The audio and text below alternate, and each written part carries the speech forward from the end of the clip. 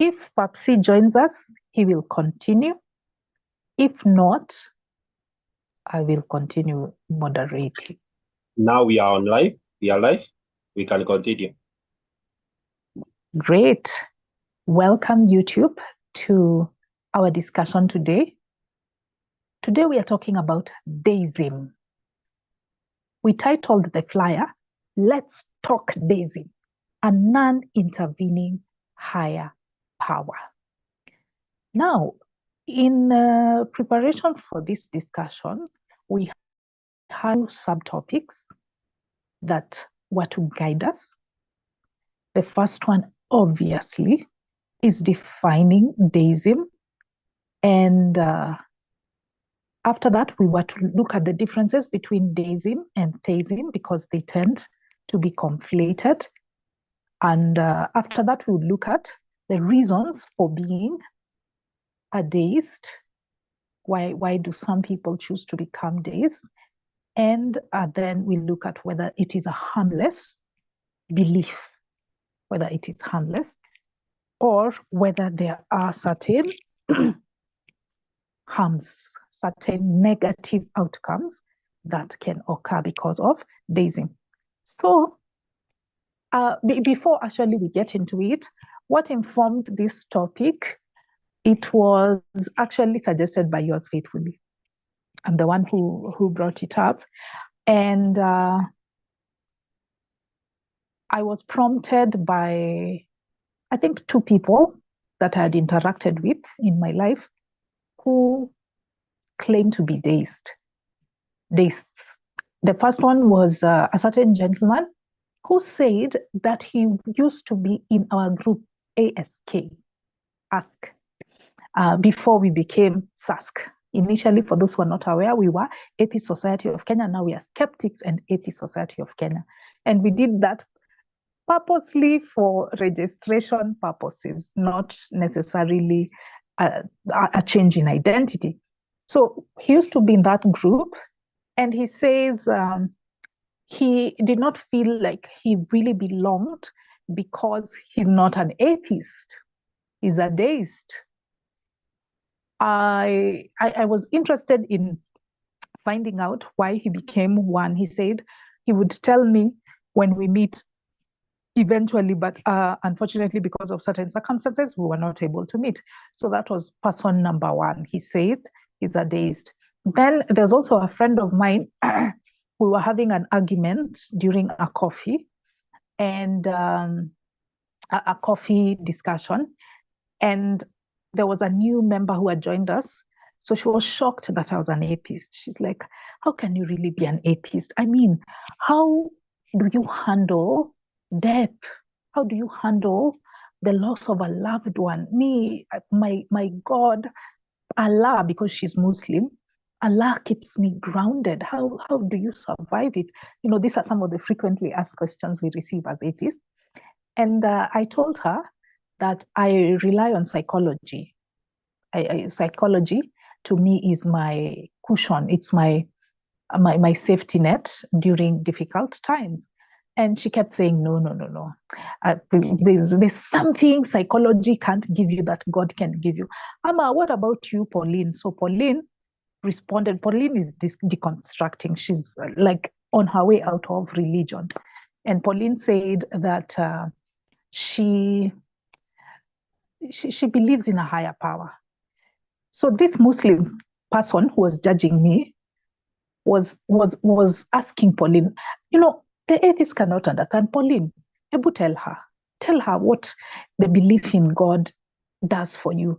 And then Pauline was like, well, yeah, me, I believe in a higher power. Okay. And she sometimes references the universe a lot. So those were the people. And I wanted to delve deeper into why they believe what they believe.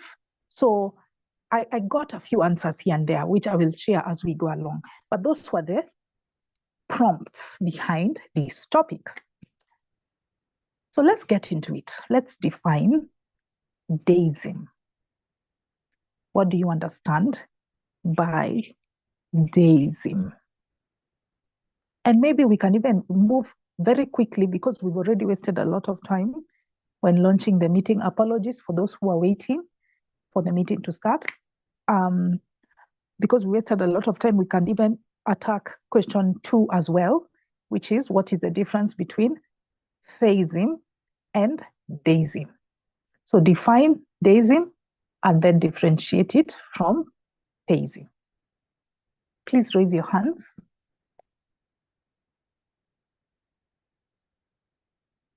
Don't be shy, members. It's your turn to shine. Good. I've seen 2 hands are up. Morioki, you can go first. Yeah, for me, deism is one God, theism is many gods. I don't know. At the top of my mind, deism means one God, theism means believing in many gods. I don't know. That's from the top of my head. No. Unfortunately, Morioki, that is not the case. What you are defining is monotheism. Monotheism is one God. Polytheism is many gods. So there, I'll have to disagree with you. Okay, then this is believing in higher power. Then believing in higher power, which you don't see. Then deism in a higher power that you don't see. Okay. Yes, we can take that. You can take that definition. Thank you, Morioki.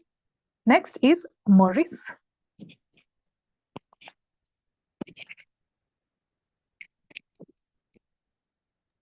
Mr. Washira. I think Morioki is right. Those deists or deism are people who just believe in what they call higher power.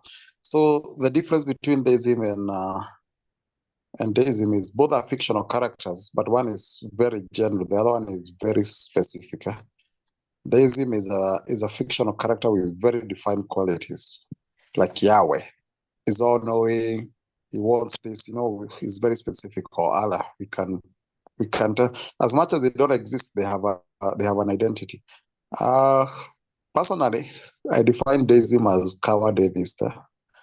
These are people who feel like there has to be something. I no, these religions don't make sense. These things don't make sense. But no, I can't see. And yeah, I understand them, but that's my definition. It's something. I remember my boss used to say, I think there's something out there. I think. I'd ask him, up where? And they say, up where? When if you consider the world is round, then which is up and which is down? And so it's sort of a coward atheism that. Not coward might not be the best word, but those people who don't come out openly, there's this natural inclination that there must be something out there. So I also want to define it as a transitional stage between deism and atheism. So it's when you've been used to giving thanks and being grateful and praising and having a higher figure watching over you. It feels like you suddenly become an orphan when you become an atheist because, this is gone. So people normally transition to this higher thing that is non-specific before eventually letting go the whole belief. So that's deism to me. Thank you, Washira. He calls them the cowardly atheists. But yeah, there's something there in terms of people having a longing to have someone watching over them, or it being a transitional phase. But we'll delve into reasons why people become deists shortly. He has preempted the discussion. For now, let us define deism, and let us also talk about differences between theism and deism. I think Wandalo had raised his hand first, and then we'll go to El Maestro. Go ahead, Wandalo. So I think I would say, maybe what Maurice had said is possibly, is I guess true regards to the specificity, although I guess you would also say that theism is probably also generated to some extent in the sense that, a case that can be made for theism is not necessarily for a specific kind of theism. So like I could make a case maybe for theism using the Kalam cosmological argument, but that is not a case for Christian or Muslim theism. So to some extent, it's like it's not even specific. So I guess, but then again, I could also use the Kalam cosmological argument to make a case for deism. So I was just trying to see what the difference would be between deism and theism. I guess what I would say, deism is more of like hands off God. Like I don't think so. Like one wouldn't evangelize for deism. Maybe let me put it that way. So, for example, I am an evangelist for Christian theism, but if I was a deist, I really would not care whether you are an atheist or not, because I guess although maybe I should take that back. But yeah, a deist would not really care. Yeah, I guess no, but maybe they would, because there's that element of running away from ultimate meaninglessness, because I'm actually a firm believer that our reality points towards meaningfulness of the universe. So I guess that's why a person will become a deist. But because now there's really no case for a specific kind of theism, it wouldn't really affect their life that much. As for example, like a Christian theist from my end, there would be a drive towards a certain kind of behavior to point even the deists, not only the atheists, but the deists towards that Christian theism, because there are implications. So with deism, there are no implications. Yeah, I think now that's how I put it. There are no implications on the decisions made, or if there are not meaningful implications. But maybe I'm rambling a lot. That's what I would say. Thank you, Wandalo. So he has said that for the most part, deists are not concerned with the meaning inherent in the universe. I wonder whether people agree with this perspective. He said many other things, but that's what I wanted us to dissect further. Do we think that deists don't care about, or deists don't believe that the universe has inherent meaning, that it has inherent meaning within it? Do we think deists hold that perspective? But he's also talked about other qualities, including deists not caring what you believe or not evangelizing, preaching, etc., things like that. Yes, I agree to a certain extent. Next we have El Maestro. Go ahead.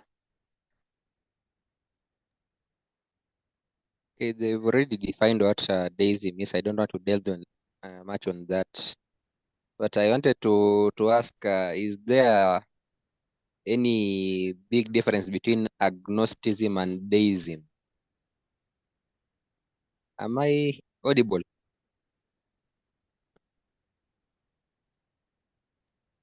Yes, I'm you're audible. audible. Yeah, I was asking, is there any much difference between deism and agnosticism? Okay, that's a question that El Maestro is posing for us. What is the difference between agnosticism and deism? And I've also And asked a question. sorry, Dorcas, I've asked because I've also had some atheists calling agnostics also coward atheists, like Morris called the the deists. Right. Okay. Yeah, I hope people will answer that question. So, thank you all for your definitions. I'll add mine, and then we will proceed to the main question, I believe, the main subtopic, which is why do people become deists? Start thinking of the answer as I respond to those first two questions. Deism. Deism is a belief in a non-intervening higher power. Usually, it is a god a creator God that made the universe and then stopped interfering in that creation. So in essence, deists, just like theists, believe that the universe was created. The difference is that for theists, they believe that their God still continues to be involved in its creation's life. Whereas for the deists, they believe that he just stopped. For most people, for most deists, the reason why God stopped intervening is that life, especially for us as human beings, we are so trivial. The universe is so vast. It's of no consequence to this God or this higher power that made the universe. So according to the deists, he sees no need to continue being involved in the day-to-day running of people's lives. That is the defining quality for deists. A higher power. It could be a specific God. It has to be an intelligent being. This higher power has to be an intelligent being for it to design the universe intelligently according to them. That is how I would define it. What are the differences between theists and deists? I think one of them is in the definition, the idea that God cares about what we do as its creation. Yeah. So deists believe that God does not care, while theists believe that God cares and that he intervenes in our lives. Another difference is the characteristics of the God or the higher power that created the universe. With theists, that God is very specific. That God usually has particular attributes that are used to define it. For instance, in the monotheistic faiths like Judaism, Islam, and Christianity, it is believed that God is an omnigod. He's omnibenevolent, he's omnipotent, and he is that all-knowing. Okay, well, I'm forgetting the omni word for it. Omniscient, yes. He's omniscient, he's omnibenevolent, and he's omnipotent. That is the kind of God worshipped by the three major monotheistic faiths. Then for the other theistic faiths that are polytheistic, they have particular attributes that they give to their gods. So, for instance, you can have in some religions where you have the god of the sun, you have the god of the earth, the god of fire, and things like those, things that are linked to nature. So that kind of God has just specific attributes that define this person they worship. Conversely, for the deists, there are no particular attributes that they give to their God, except for the fact that he created the universe. They are very ambiguous about it. Another difference is the idea of worship. Deists do not worship the higher power. They do not worship it. They do not consult with it. They do not commune with it or try to have a relationship with that God. Conversely, the theists, Christians, Muslims, Buddhists, Hindus, animists, African traditionalists, all those ones, they worship their God, or they try to have a relationship with God. They try to appease their gods through things like sacrifices or things like prayers, libations, etc., that they give towards their God. That's another difference. Also, another difference that Wandalo brought out is the one on evangelizing, on spreading their message. Yeah. For many theists, it is believed, especially the monotheists, it is believed that their version of God is the one true one, and all the others are false. And that if you worship those other gods, you are getting yourself in trouble. So it is a good idea for you to, not just a good idea, actually, it is a matter of life and death for you to believe in the God that they believe in. So they prefer to preach to you, to spread their faith to you. Okay, that is present in monotheistic faiths. Conversely, for deists, they don't care. They don't really care about spreading their message, whether you believe in a higher power or you don't. They're not concerned about it. Lastly, I know there are many more differences between them. Is the idea of organized religion. I think I saw something David posted in passing. I'm not able to multitask on this phone of mine, but I think David wrote something about organized religion. And with theism, more often than not, it is institutionalized. There is a system in place to ensure, to encode their belief system. Yeah, they have institutions, they have systems in place. It's a religion. Conversely, for deism, no, they don't have that. They don't have set codes.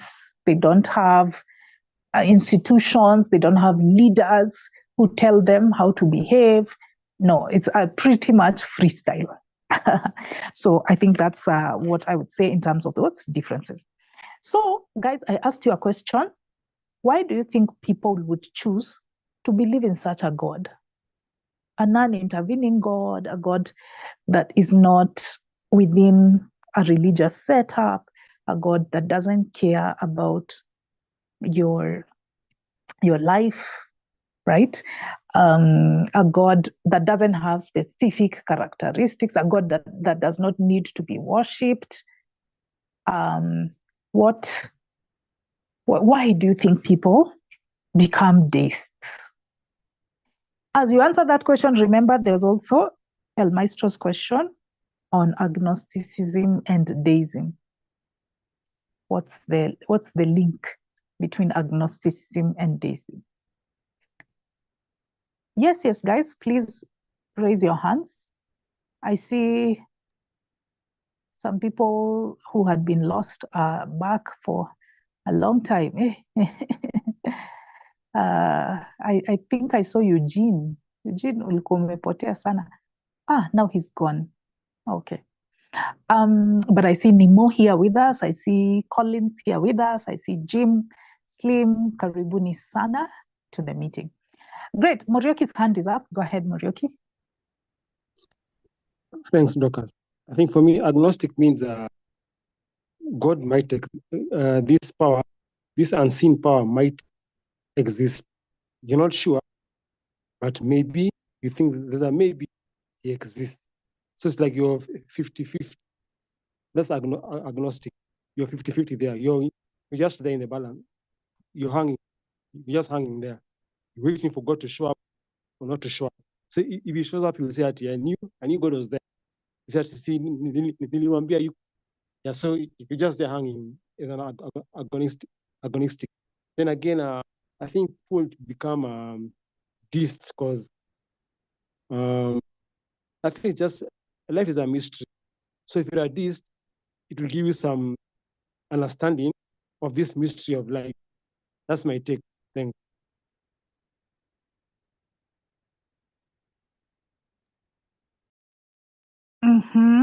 That is Morioki's take on agnosticism versus deism, and he's also given his reason why he believes people become deists, that life is a mystery. So according to Morioki, being a deist helps to resolve the mystery. I wonder. I see Washira's hand is up. Go ahead, Washira.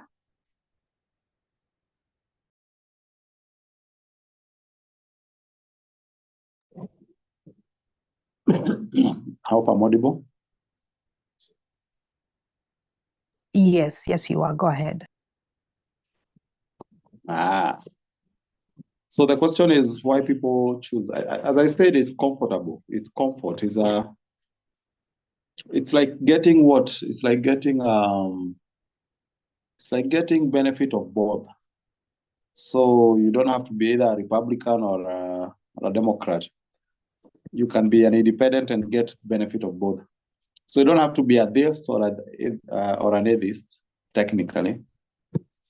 You can be at a position, we call it, physicists, we call it juxtaposition, where you're kind of, they'll say lukewarm. So you don't have this, my worst person to ever watch online, who I still can't resist, is Jordan Peterson. So you normally call it the threat of existentialism, we don't have intrinsic meaning, or why are we here? Those kind of questions that are difficult to deal with philosophically.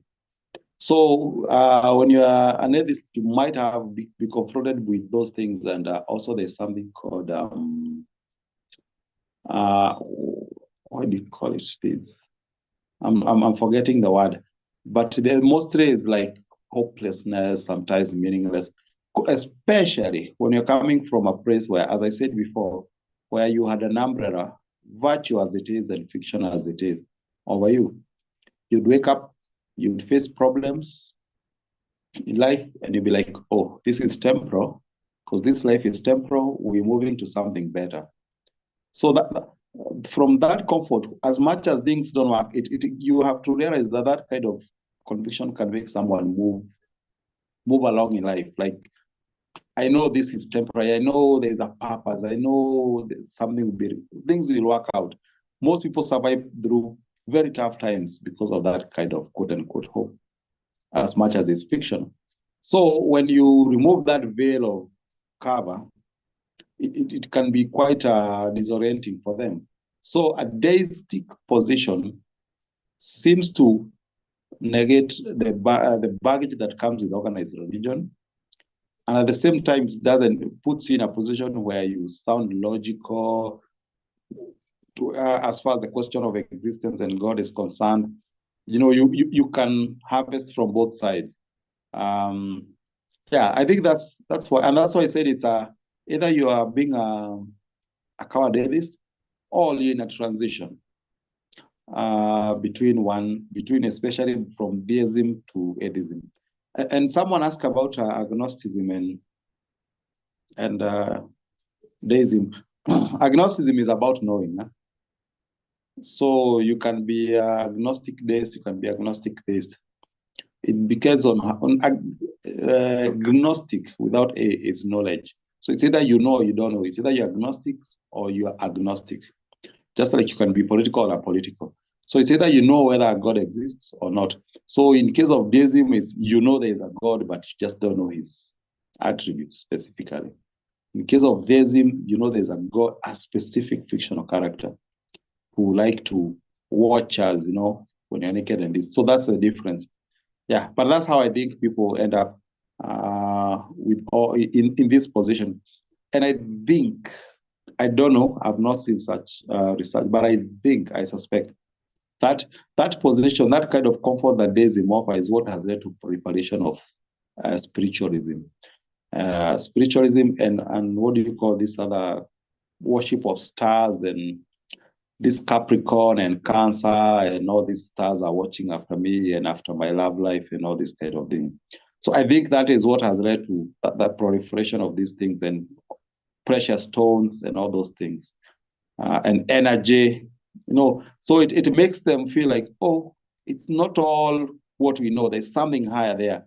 But at the same time, you don't have the baggage of having to defend slavery in Abrahamic religion and other stupid things that are in theological books. That's my thinking. Don't quote me. He doesn't want to be quoted. Thank you so much, Wachira, on that take. So he has mentioned the baggage of religion, the fact that some people prefer to shed themselves of that baggage. That's why they go for deism. And he's also talked about being in transition, that somebody is thinking through their faith and they're realizing there's a problem with religion, with theism. And so they are abandoning it. And he's also tried to differentiate between agnosticism and deism. For the most part, I agree with him. But I'll give my take eventually. I'd still like to hear more from guys. Please don't be shy. Tell us why you think people become deists.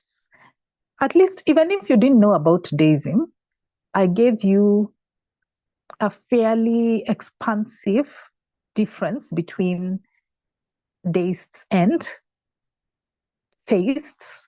So just from that, using reading comprehension, you remember the way they used to give us compositions, you read and then you fill in the answers from the composition question. Yeah, just from that you can tell. Yes, I see Slim's hand is up. Go ahead, Slim.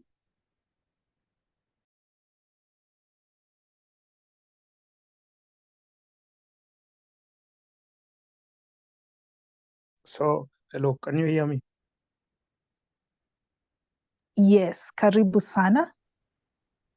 Yeah, so for me, I think that all of life is a transition from one stage to another.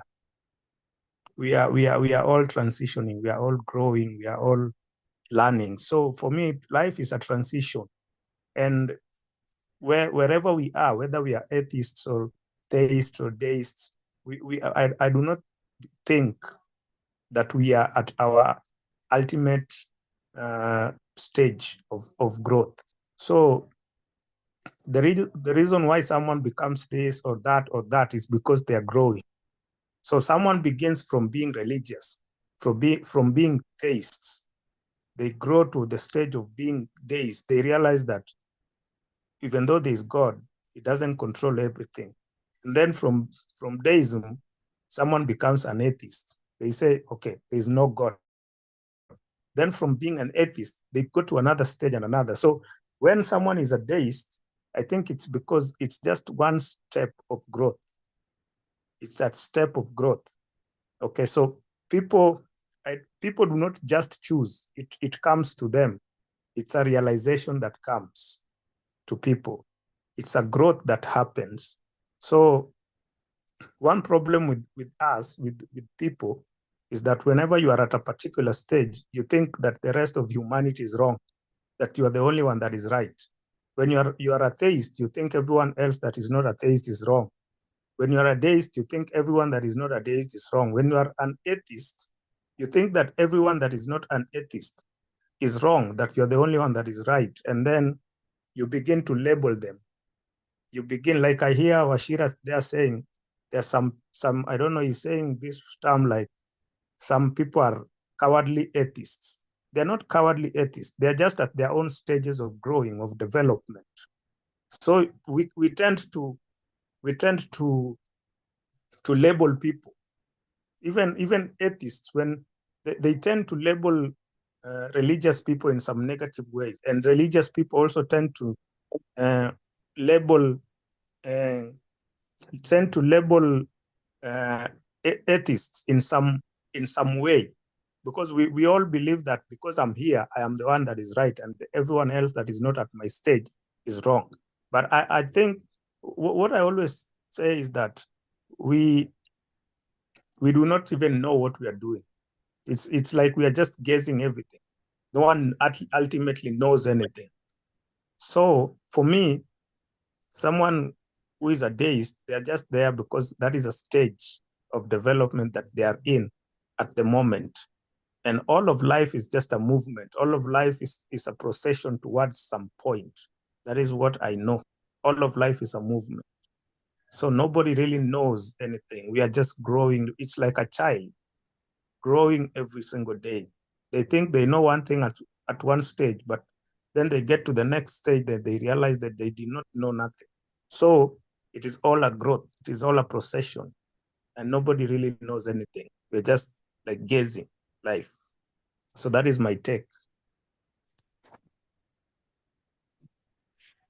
Wow, Slim espousing a very tolerant view of deists. He believes that it is just a phase, and there's no phase that is superior or inferior, and we shouldn't demean them for their position on a matter. He also said something controversial that I beg to disagree with. He said, you can't know anything. You can't know anything. And yeah, there I disagree with you, Slim. I think it is possible to know certain things, and that ambiguity, that fear of committing to things can often lead us to a faulty place, to an irrational place. So I totally understand where you're coming from, and I think we need to learn how to live with each other, regardless of our beliefs. But it doesn't mean that all beliefs are rational. In fact, we are going to come to that soon. We'll come to that soon on whether deism is rational, because at the end of the day, is rationality. Is it a valid belief? Yeah, are all beliefs created equal? Can I just come up with stuff and say, oh, there's a 10-headed monster that created the universe, and I start a religion there, and then I say people should follow me? Will that be rational? Yes, everybody has a right to have their own belief, but is that belief rational and valid? We'll discuss that shortly. That's not the question we are answering still. We are on the reasons for being deists. We are still dissecting that. But I see Washira's hand is up. Maybe he wants to respond to something that Slim said. Guys, please raise your hands. Mumenyamaza sana. Please raise your hands. Why do people become deists? What is their motivation for choosing this path of deism? Also, please remember to answer El Maestro's question, which is, what is the difference between agnosticism and deism? Yes, Washira, please go ahead. Remember, Slim, to lower your hand after you have made a contribution.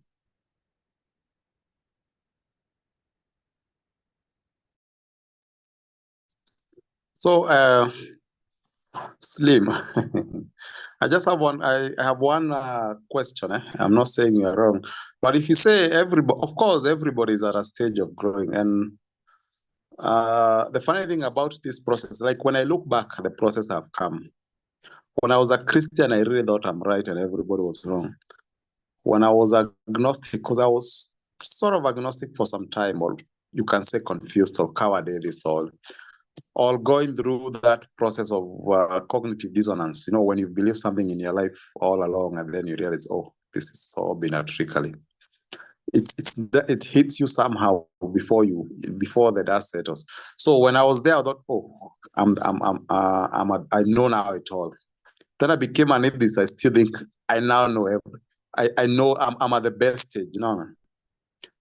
I don't know what stage I'll go next, but at least I'm worried that the way I've been thinking that I'm in the right stage, and always ending up discovering, oh, there was much more that I didn't know. So the question I'm asking, when you say everybody is always at that stage, then what do we do with people who have obviously bad ideas? Should we say people who are anti-vax are in a stage of learning? Should we say people who are in people who just have abhorrent ideas, people who have just these flat earthers, are they still in a stage of learning? Because based on the argument, it becomes hard to criticize anything because everybody deserves, quote unquote, respect. Not everybody, but every idea deserves to be respect. Every idea deserves to be handled with gloves because, you know, everybody who has those ideas is in the process of learning. Now, I think the process of learning the process of learning results from bad ideas being called out. Yeah, if I hadn't found this society or AIK or the AAK for the Austin, this community of Austin, ACA, all these people, some others, I would still believe that, you know, as a Christian, I would still be a Christian. I would still believing this is the best ideas I have, and I'll be defending them with all my life. Someone came out, called the stupidity in those ideas, and I changed. I learned the very process you are talking against. It's like a paradox.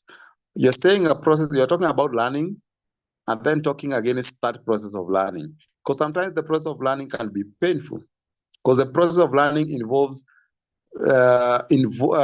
revealing our ignorance, our current ignorance, to facts that we are ignorant about. So yes, we should be respectful to people to some extent, but we should not be respectful, or we should not hold back to ideas that are obviously bad. So if someone is an atheist, going back to the argument of today, Deism, as I said it, I think, and I said not that I am giving a general definition, I think these are coward atheists. These are people who are, by any definition, atheists, but still because of fear or some sort of whatever reason it is, they don't come out openly, and they find comfort in that middle position, as I explained. Yeah, so tell me if we should call out things like flat earthers, things like anti-vax, or we should just say, no, those are people going to transition, they're still growing, let's give them time.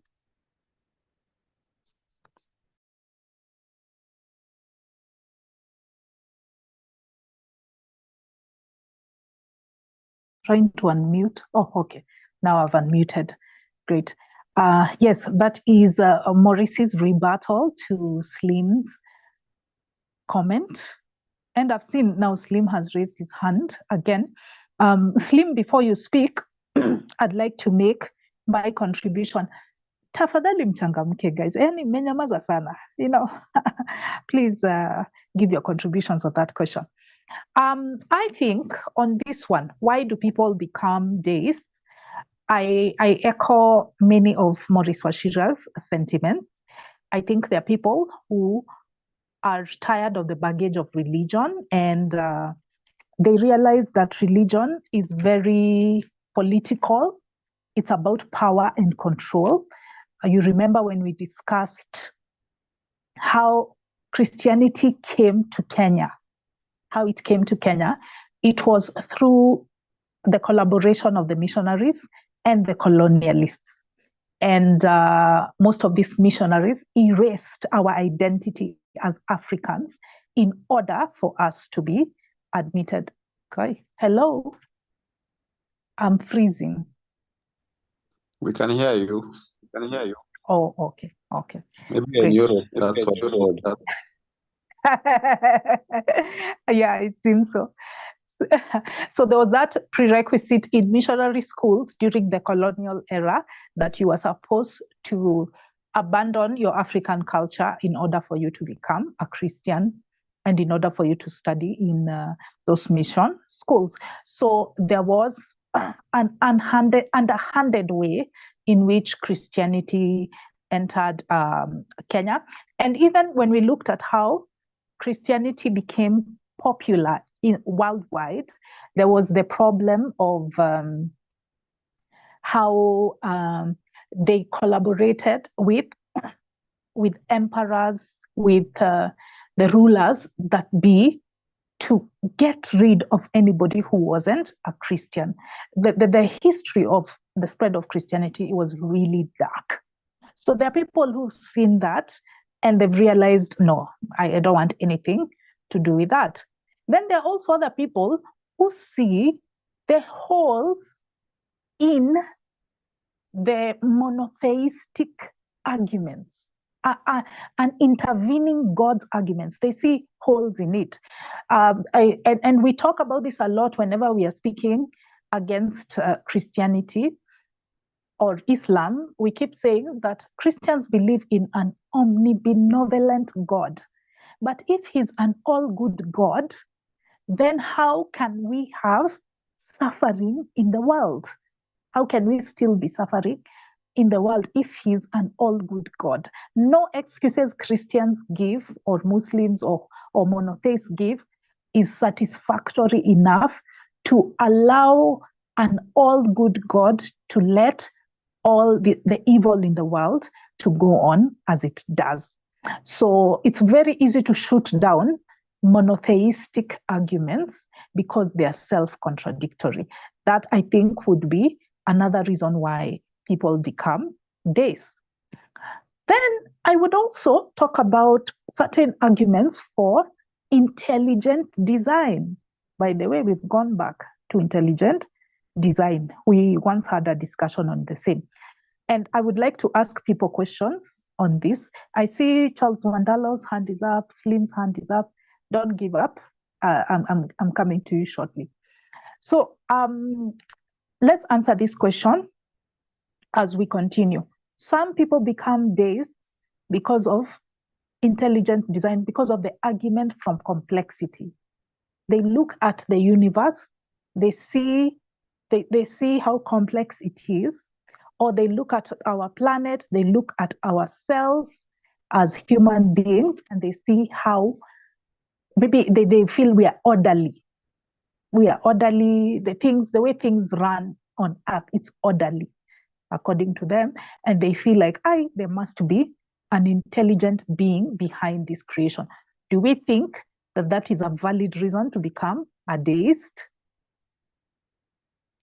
The argument from complexity, do we think that's a valid reason? So that's a question as we continue responding to why people become deists.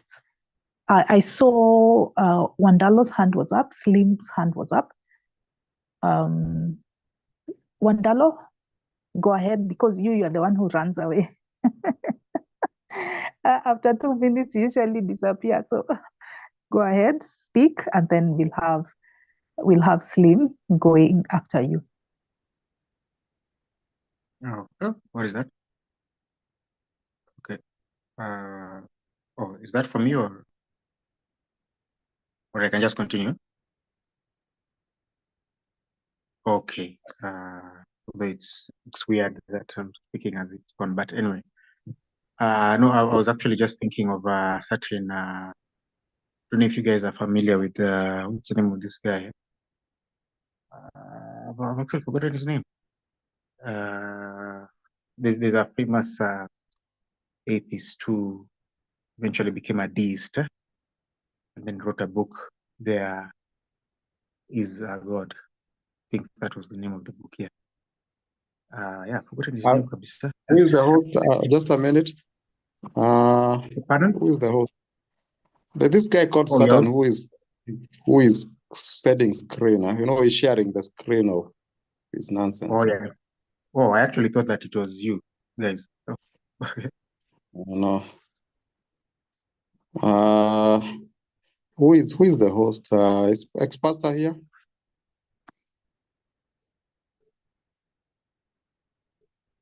I'm here. Yeah, can you remove that guy called Satan? He will not touch us in hell and touch us here. You have to choose one. Dorcas is the admin and the master. Yeah, Dorcas, you need to remove that guy. He should wait for us in hell. We'll land ourselves there politely. For now, he has to leave us in peace. He's now sharing nonsense on our screen. Okay, proceed, Wadaro. Okay. Morris, I've made you co-host. You can remove him.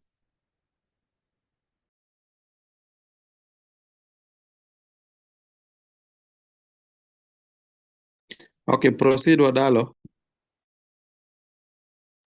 Okay. but I don't think I have much I was saying. I was just saying that there's a certain atheist. In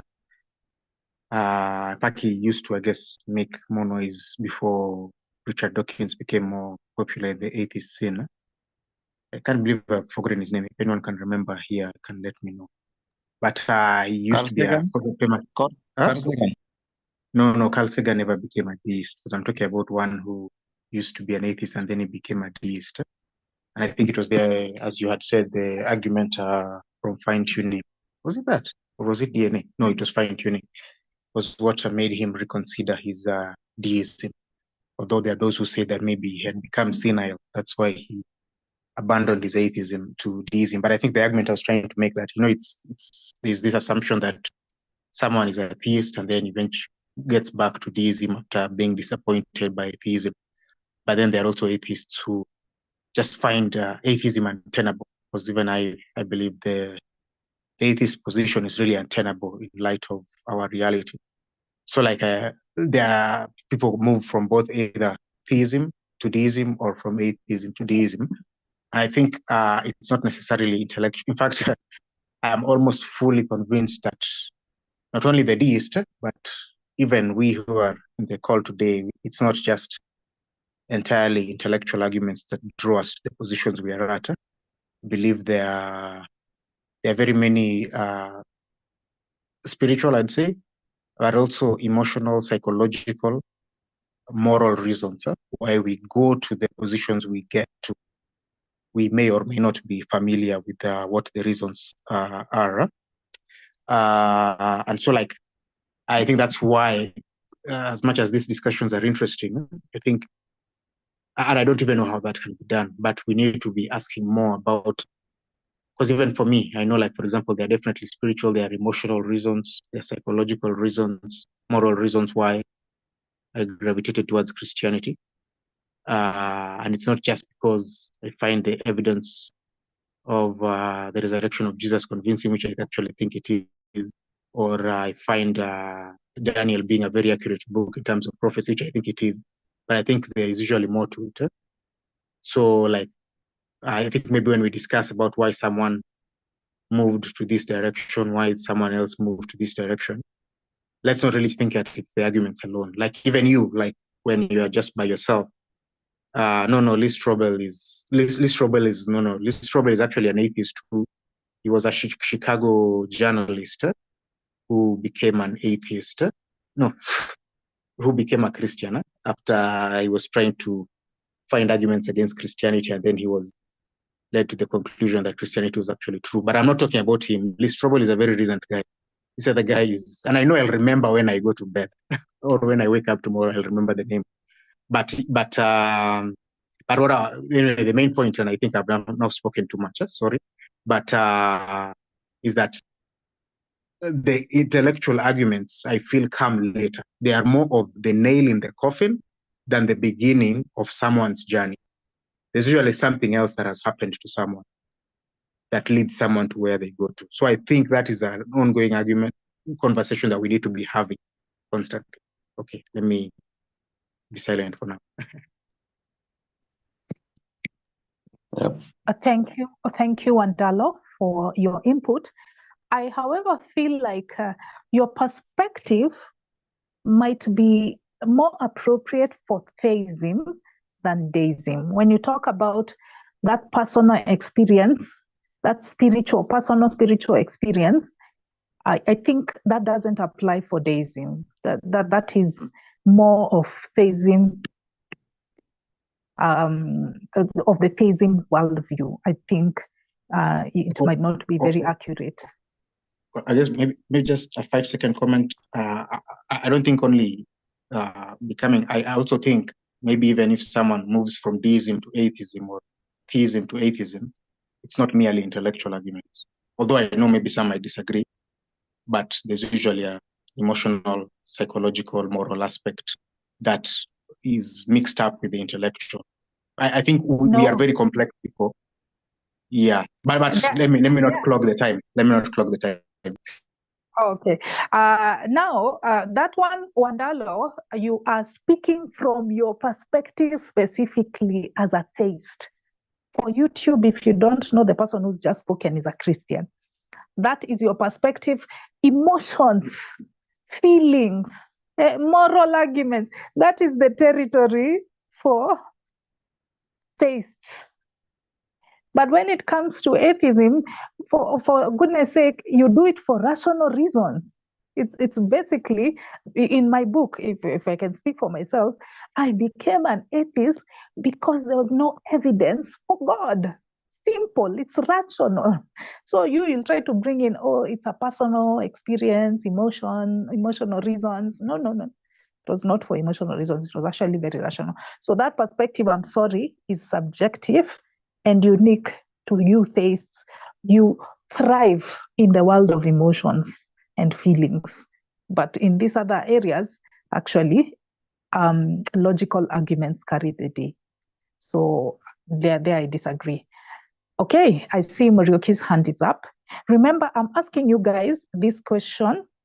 I asked you, there are some deists who become deists because of the argument from complexity.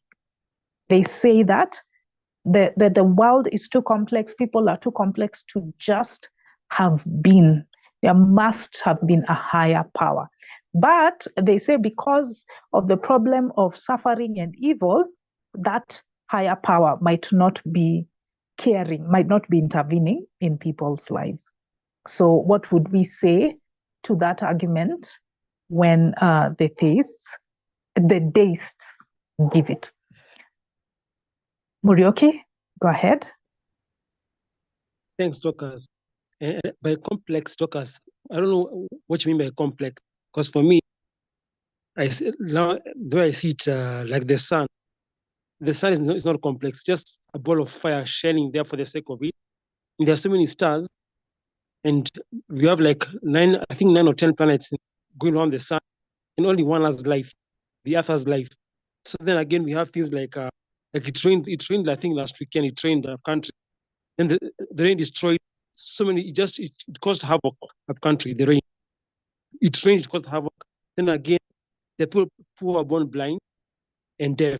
So when I see the ear and the eye, if you're born deaf or blind, it's not complex anymore. Then again, the brain, the brain is so complex, but again, you have people with mental issues.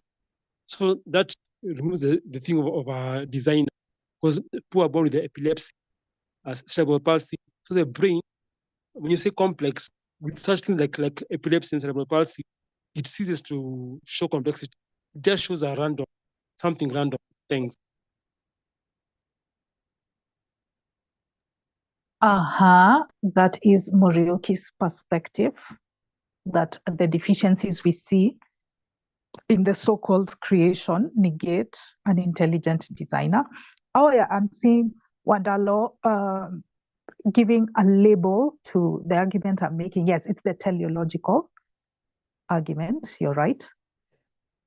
Next is ex-Pastor Stano, pronounce he, him. Yes, Stano. Okay, for me, about the teleological argument about complexity, for me, I will say there is complexity. Universe is complex. Our body, even bacteria itself, is a complex thing. So, and based on that argument, they argue complex cannot come randomly or by chance. It must have something that have created it. And that argument, according to me, is logical. But there is a lot of begging of the question, because if it's yes, it's logical. If complex cannot exist without being created or without being made, it means something that have made that complex thing must also be a complex. Will that also lead to another complex thing that created that complex? So going to make a conclusion to a certain point, that is not a logical argument, because a logical argument, if it's a infinite, it only leads us to infinite regression. But because they don't want to assume as infinite regression, they try to stop it where they want. That is why they stop at the BSc, saying that there is a higher power and it's final. There is no any higher power of that higher power. And that is begging the question or assuming the answer, instead of allowing the argument to lead them or logic to lead them. So that is what I can just say. Yes, we wonder where the complex thing came from, but when we try to answer by saying there is higher power that created or made that complex thing, we also follow under another problem by asking what about that higher power came from, or what creates that higher power, which is also a complex. So the best thing for me, I can say, there is not any evidence. So let's be satisfied with what we know, and what we don't know, we say we don't know. So we don't know where we came from. And the moment we don't know there is a higher power, that is the time we will conclude by saying we know there is higher power and this is the evidence. Then at that time is the one that we will ask where do that higher power came from then. But for now, we just live with the reality of the brute fact. We know the universe exists, we know we exist, and that is a brute fact. We know, we don't know beyond that. So that should be the final, instead of claiming there is a higher power that is controlling us or that is not interfering with us, if it's for the best, which we are discussing about. Thank you. Aha. According to Stano, the fact that there is no evidence negates that position. It seems like a rational argument, but it negates that position. It neutralizes it. So as we continue to answer this question, I feel like it already flows into the next question, which is it rational to be a deist? As we look at the reasons, why do people become deists? Those reasons, are they rational? Yeah, should we also consider deism? As atheists, we are being called close-minded by some quarters. So should we also consider deism because it's a rational position? Is it rational? Okay, let's also answer that question as we respond to one argument that convinces deists, which is the teleological argument, or the argument from complexity. It often comes in the form of the watchmaker. The watch needs a watchmaker analogy, okay? Or things as complicated as trees, things as complicated as rivers or the human organism. They can't just come about by random chance. They have to be created by an intelligent designer. That argument is used by believers, by theists. It's also used by deists. So I wonder, does that argument hold water when we look at it from the deistic angle, not the Christian angle, the way we've been doing it in the past?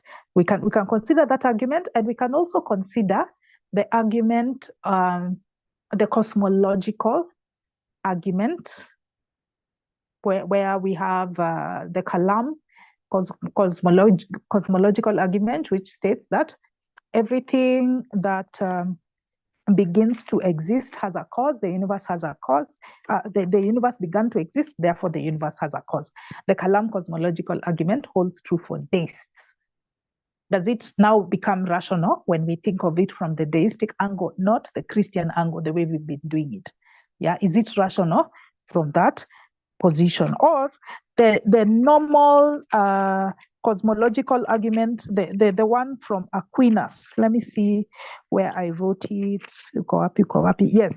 So Aquinas' cosmological argument, which states that it's the argument from motion, where everything that has movement has to have a first mover, so that you don't have infinite regress or cause and effect, that everything that undergoes the cause and effect rule has to have a first cause, or else you'll have infinite regress. Or the argument from contingency, which requires the possibility of a necessary being or existence of nothing. That's the Aquinas cosmological argument, that there's a first cause, that there's a first mover, or that there's a necessary being. Do those arguments now make sense when we look at them from the perspective of the from the perspective of the deist this time? Is it rational? In other words, we are answering this question: is being a deist rational? So on the line we have Maurice Wachira, and then we'll go to Morioki.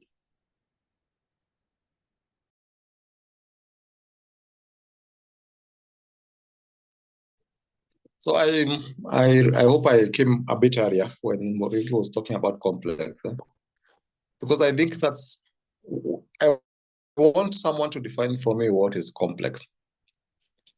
Because philosophically, complex is an ever receding horizon.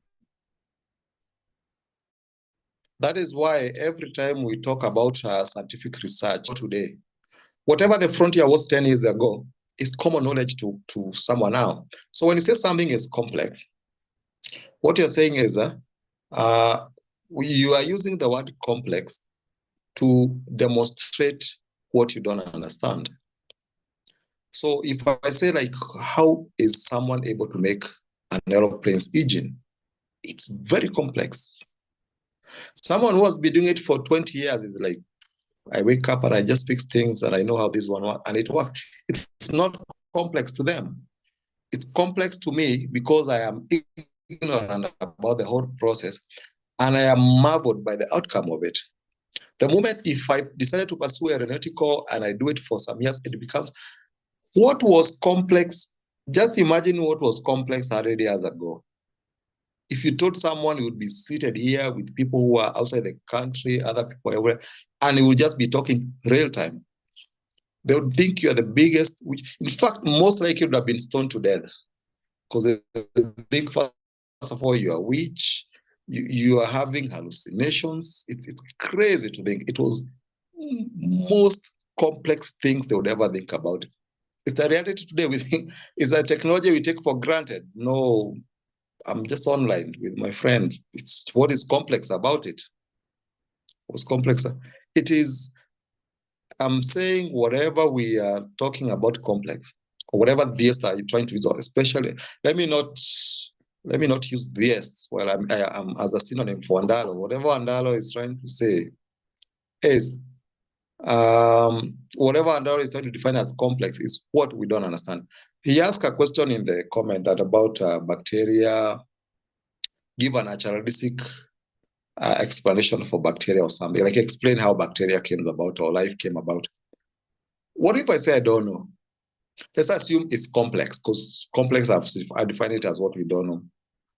That still doesn't lead you to a case or whatever it is. It just leads us to a position where we both don't know. Like, there's so many things.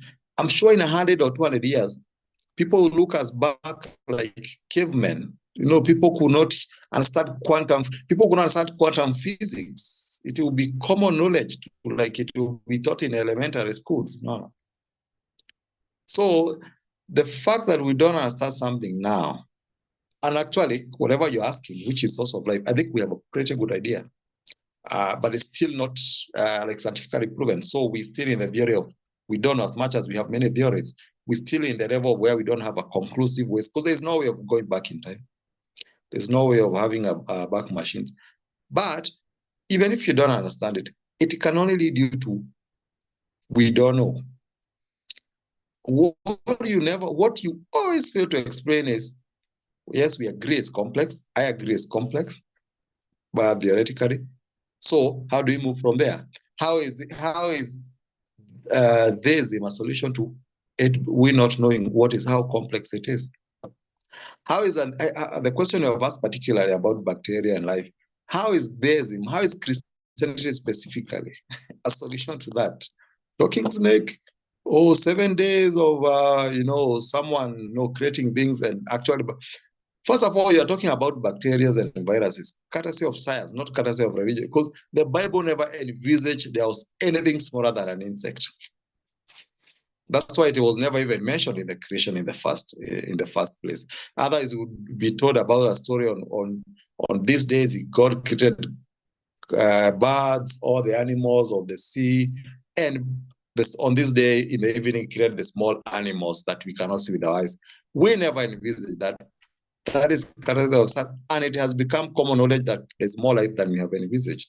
So once you define what is complex, it can only lead to the conclusion that, yes, it's complex, we don't know. It can never still be a case for deism or theism or whatever. So it's still not a rational argument for any belief. It is just a certification that, yes, it's just actually not a justification, but it's just an acknowledgement that, yes, we are very limited in how much we know now. It's not an argument for theism or deism.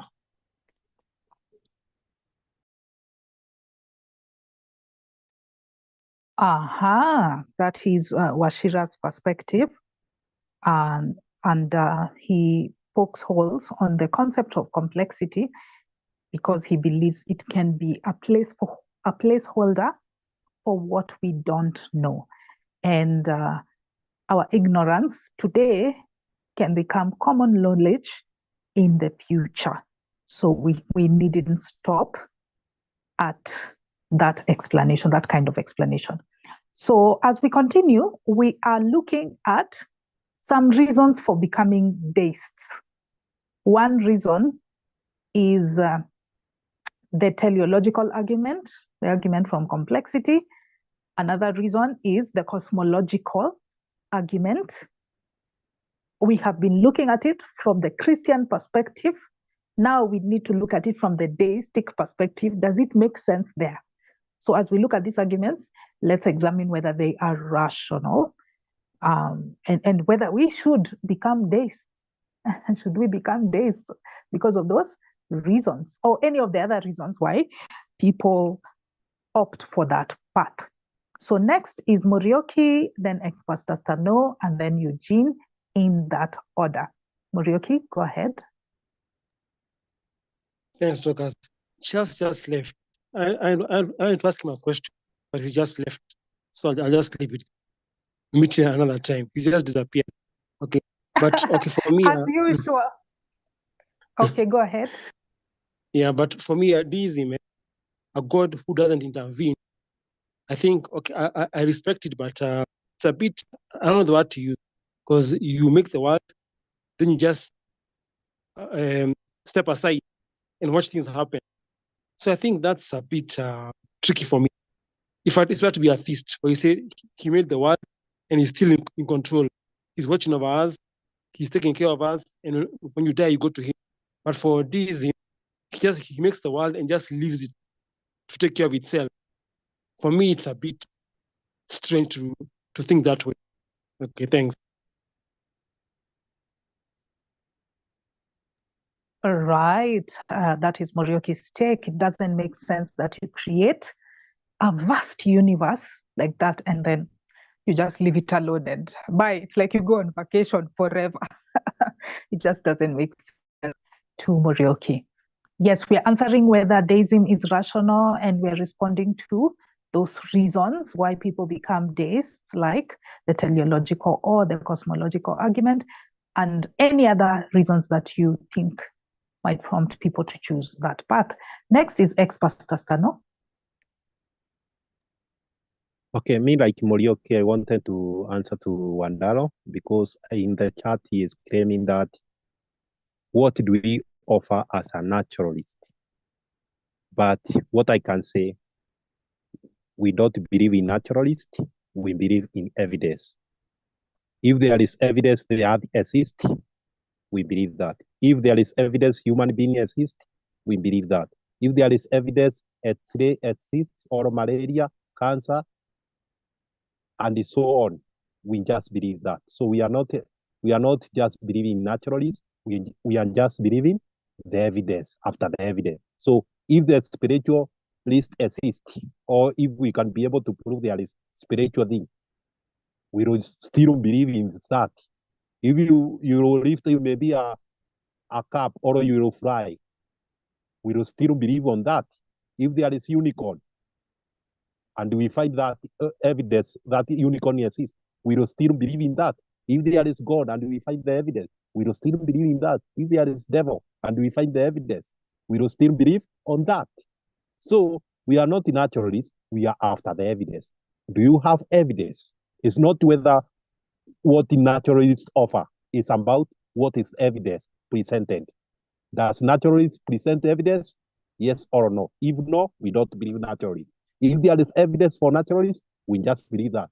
What does the spiritual offer? Is there evidence for spiritual things? If yes, we just believe that. If no, we don't believe that. As simple as that. So by trying to divide us, by saying atheist or non-believer are a naturalist, we are other like believers or deists are a spiritualists, those are nonsense to me, because what we care is whether there is evidence. So about whether it's rational and deist, for me, I say it's not rational.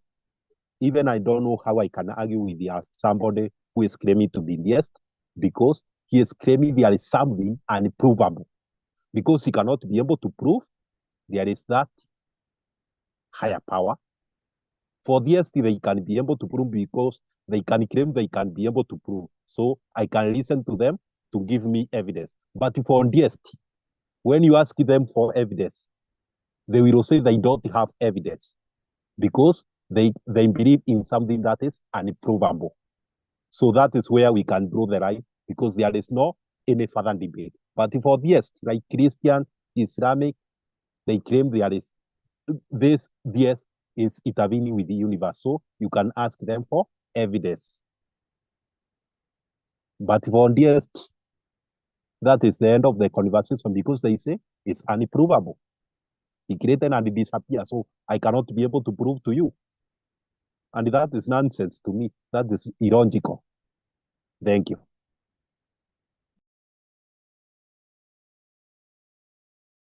Yes. Oops. Oh, I unmuted and muted. Thank you, ex-Pastor Sano. Yes, the problem with the deistic position is it's unfalsifiable. The way ex-Pastor Sano has said, there's no way I can verify what they are saying is true or not. And he's also talking about us not being naturalists. Well, maybe speak for yourself, ex-Pastor Sano. Some of us are naturalists. Me, I'm not scared of taking on that position of being a naturalist. This Wandalo is trying let's ask you a question, Dorcas. For example, Sorry? if today, I have a question. If today Yes.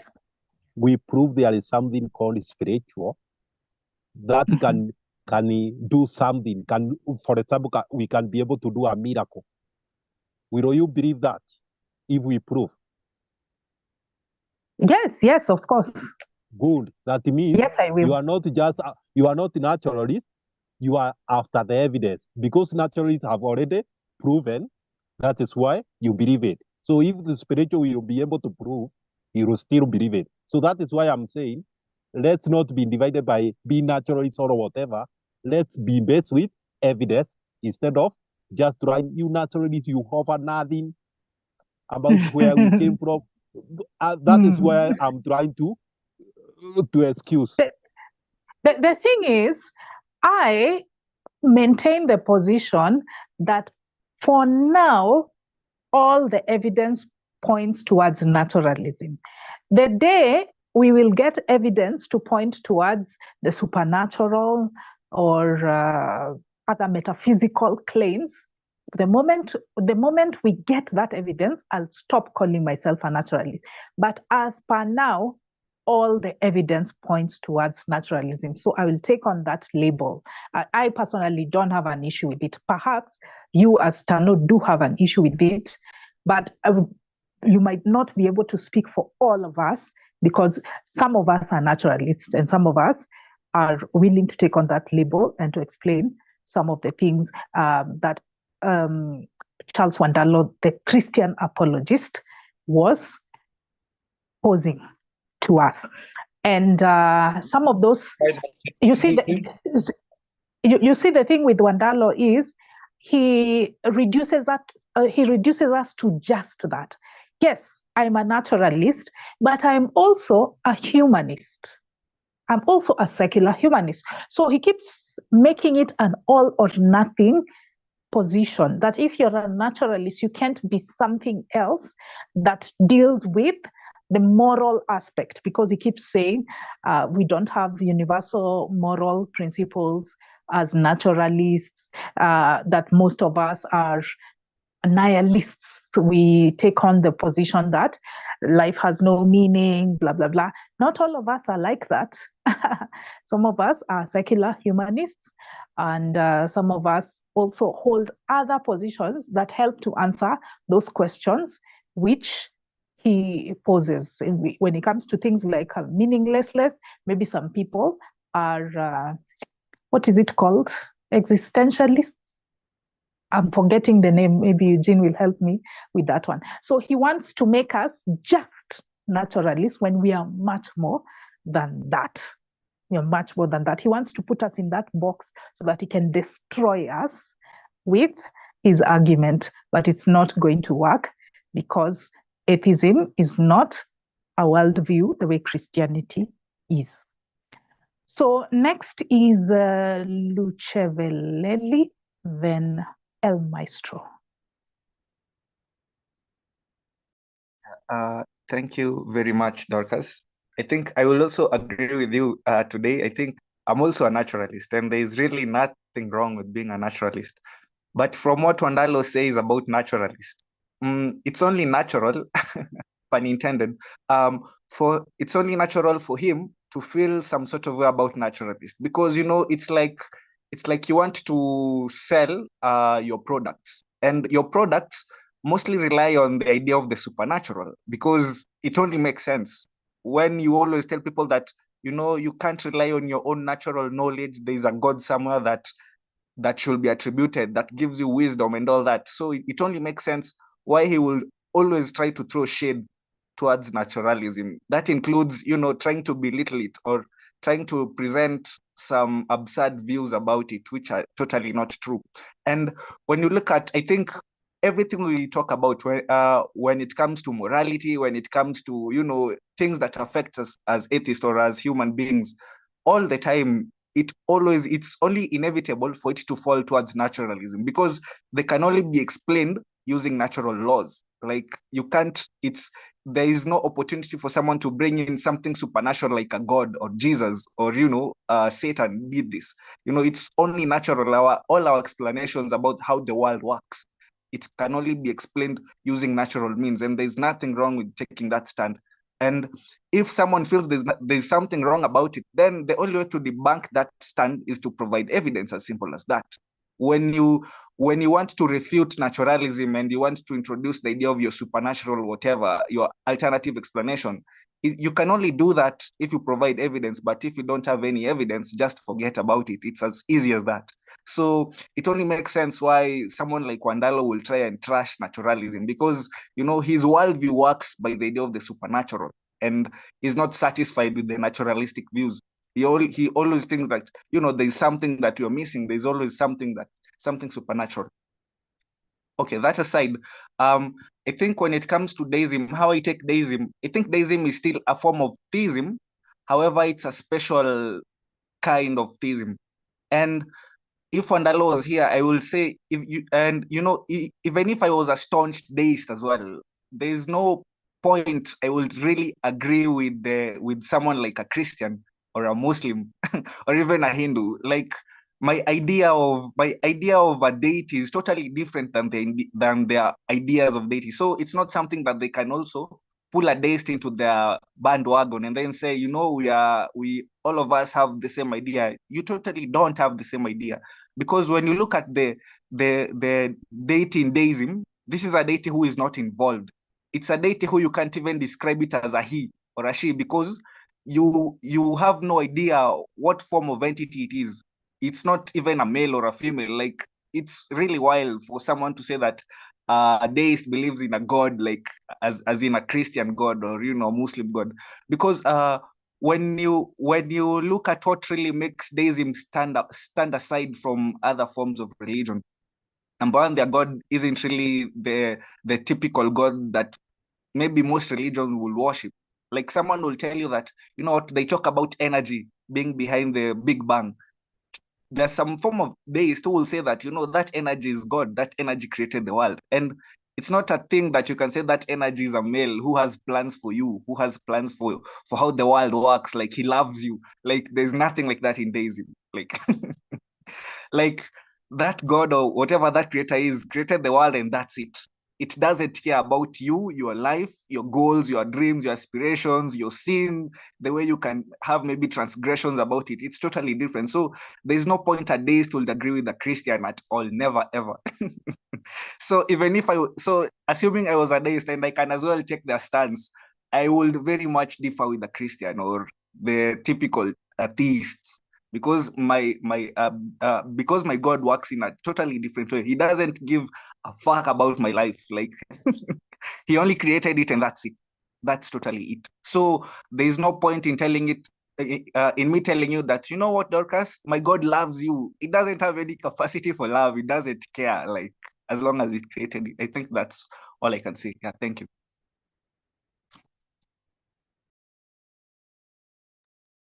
All right. Thank you, Eugene, for that explanation.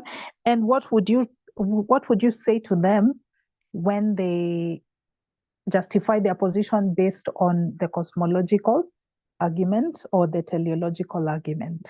Because those ones also apply to deists. Would Yeah, that make it rational for them? How I will take deists, I think I was able to figure out how they came about so that I can answer that question, because most of their proponents were actually argued around, I think, the 17th and the 18th century. So to me, I look at it, it's like a response towards there's a sort of bias that one tries to connect two conflicting ideas. When you look at what went on at the 17th and 18th centuries, I think we had a new wave of enlightenment. We had scientific thought in trying to give different perspectives from the typical religious worldview. And when you look at how Deism tries to marry the two, it tries to accept the scientific worldview, but tries to include the idea of a creator somewhere. So they are sort of trying to marry both worlds, and that's how you ended up with Deism. Because when you look at the thinkers who promoted that thought, when you look at Voltaire, when you look at someone like, you know, Descartes, these were people who are trying to, you know, promote the human rational mind, that there's another explanation besides, you know, the Christian worldview or the main major worldview. So I think most of the tenets of Deism was actually sort of a response trying to marry those two conflicting ideas, like the possibility of a creator and us embracing the scientific worldview.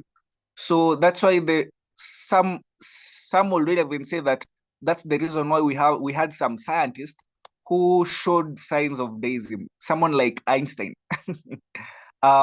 he could be a closeted deist, because how he used to throw around the word God. To him, he didn't believe in probabilities. He believed that there is someone like a God, but not the typical God, who let's say likes to gamble with the universe, who likes to play dice with the universe. And that's how you end up with probability. That's probability according to Einstein.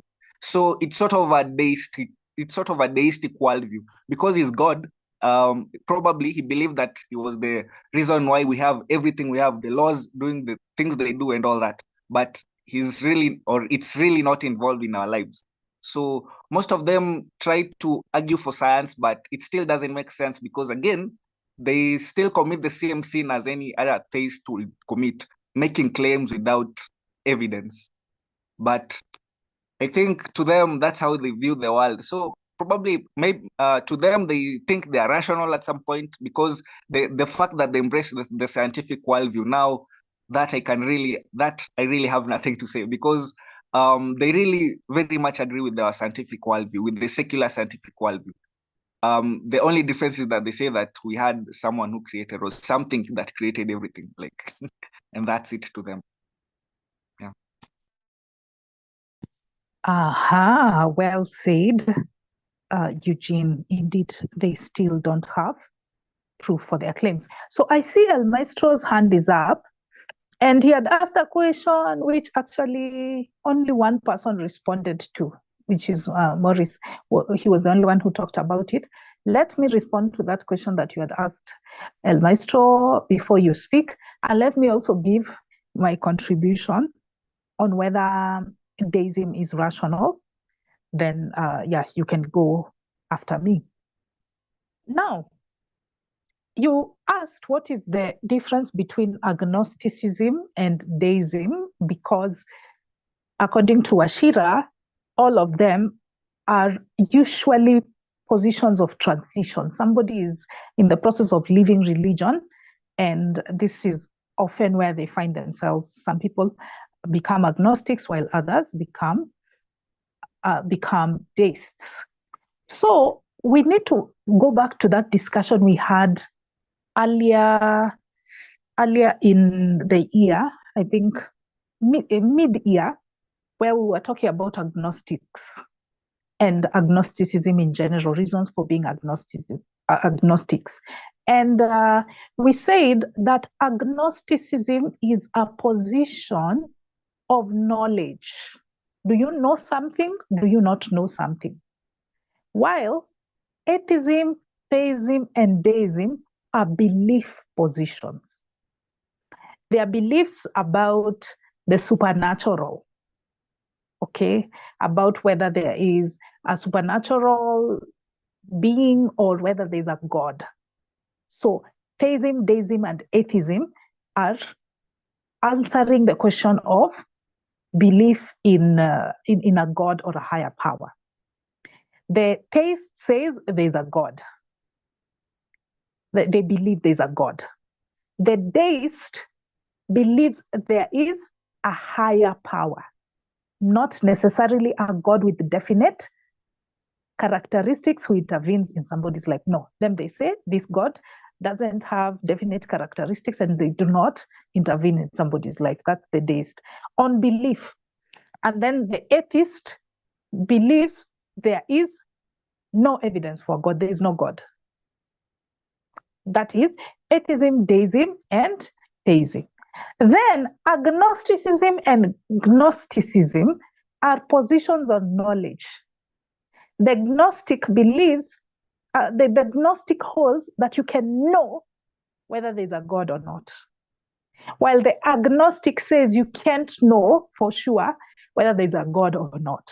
So you can be an agnostic deist and you can be agnostic deist. You can be an agnostic atheist and agnostic atheist. Okay? So they are not the same. Agnosticism, position on knowledge. And by the way, remember the definition of knowledge. Knowledge is justified true belief. It is a higher level of belief. Belief is lower because it is something, it's accepting a claim as true without proof, belief, and then knowledge is when you have justified the belief. So there are people who say that you can't know for sure whether there is a God. They are agnostics. Then there are those who say you can know whether gods exist or not. They are gnostics. Yeah, so I hope you understand that, El Maestro. Now, on to whether deism is rational. I gave some two reasons why some people become deists. You guys talked about leaving religion and the baggage they're about. I think that reason specifically is rational because of what religion has done. It's just been such a harmful idea in our history. I think they also become deists because they look at the holes in the theist argument and they see that it just doesn't make sense.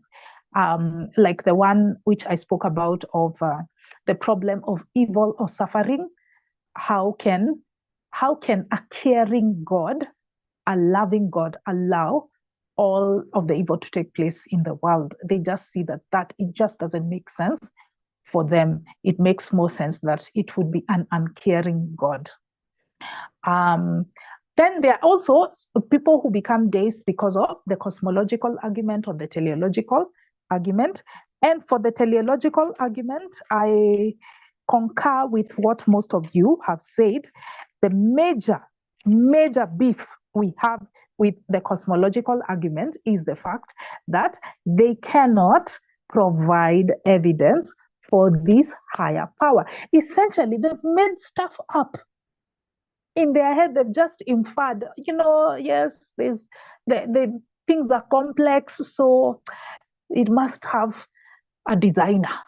So they just make it up, but they cannot demonstrate that that indeed an intelligent designer was necessary. And it has also been shown that life can actually come from non-intelligent entities, or for that matter, processes, because complex things can come from processes, not things, not intelligent things. And the classic case, of course, is natural selection or evolution. The fact that we have complex beings coming from natural selection, from evolution, shows you that no designer is necessary. That's one reason I would give for it. Another reason is the cases of bad design. Most people think that bad design is only an argument against the monotheistic gods. But it also applies to deism, because if our universe is so inefficient, our universe as it exists currently is very inefficient. It's very inefficient, especially for life. It's not conducive for life. Only a very small speck of dust in the universe, metaphorically speaking, is conditioned for life. The rest of it is very hostile for the existence of life. And then the universe itself is always in a process of disintegrating. It's in a process of chaos and destroying itself. Eventually, the universe as we know it will cease to exist. So that, to me, is more of a sign of natural processes rather than an intelligent process. If I was an intelligent designer, why would I create something to self-destruct? It just doesn't make sense. It makes more sense under the naturalistic perspective for you to create something, for something to exist that eventually moves towards disorder, chaos, and self-destruction. The naturalistic explanation makes more sense for the universe as we currently see it. And then for the cosmological arguments, whether it is Kalam, whether it is the Aquinas cosmological argument, even for deism, it doesn't hold water. It's not rational. Why do I say so? Because they make the intelligent designer exempt from the rules of cause and effect, of the unmoved mover, or is it the causeless cause? Yeah, they claim that the intelligent designer doesn't possess those qualities. However, they are special pleading for that intelligent designer. And I can take it around and say, if they're special pleading for their intelligent designer, then we can also special plead for the universe. But the difference between us and them is at least the universe is observable. For them, their intelligent designer is not observable. So we can say that there was an uncaused first cause, which was the universe, perhaps in a different permutation, in a different presentation than the one we know today, than the one that exists after the Big Bang. Maybe the universe always existed, maybe its constituent parts always existed, but in a different permutation. So it was the universe itself can be the uncaused first cause. They want to special plead for their intelligent designer. It's just that they're not giving it specific characteristics like the Christian God does. Okay. Another reason I would give against the cosmological argument is that they are applying the laws of cause and effect to the universe, yet the laws of cause and effect are only for the constituent parts within the universe, not necessarily the entire universe as we know it, because we only have a model of one when it comes to the universe. There might be, if we had several universes to compare to, then maybe we can say, and we found that the law of cause and effect was present in those other universes, then we can say that we also had a cause behind the universe coming to be, and that is an intelligent designer. Finally, on the cosmological argument, I would tell them that that cause it does not have to be an intelligent or a sentient being.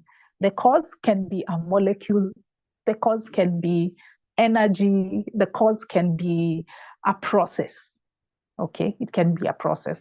So there's no evidence that it has to be an intelligent designer. So all of those arguments that were made, these arguments have been made by philosophers, as Eugene said, in the 18th century, the 17th century, there was a revival of Deism. But those arguments do not hold water when you scrutinize them under a microscope, or at least you scrutinize them closely. They fall apart. And the basis is that there is no demonstration of that intelligent designer. They just made it up. They just made it up. Great. So let's go to the last one. Let's go to the last question of the day. Maybe this could be the last, your closing remark as you give it. Is it harmless? Being a deist, do you think it's harmless? Given the fact that we have deduced they are irrational. They are believing an irrational thing. Do you think it's harmless? It's okay, let's leave them alone. Let's leave them alone. There's no problem at all with somebody being a deist. Is it harmless? Okay, that should be the last response, or any other thing that you wanted to say if people were talking about something and you thought that yeah, it makes sense and you wanted to comment, please give that comment. Yes, so we have El Maestro, then we'll go to Marioki, then Deve, in that order. El Maestro.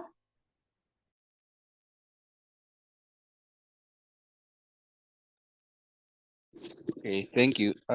So I wanted to say about the reason why people become deists. Maybe it is because we don't know where we okay, this question of who created the universe. I think maybe these days they just say, "Hey, man, we can't have come from nothing." So they just assume, let's just say there's a God up there. Let's just say there's a God up there, but he does not intervene with in our lives. Maybe I think that can be the reason about the question of creation, who created the universe, or where we came from. That's maybe that question is the one that can make people cling on to deism. Yeah, I don't know if it had already been said.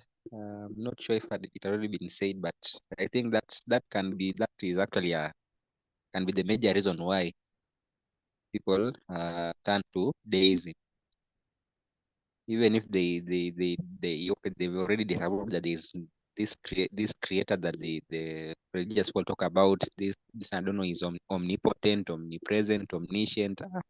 In reality, that can be possible. So maybe it's just up there, but he just let us to live on our own. Yeah. Yes. Actually, you are right.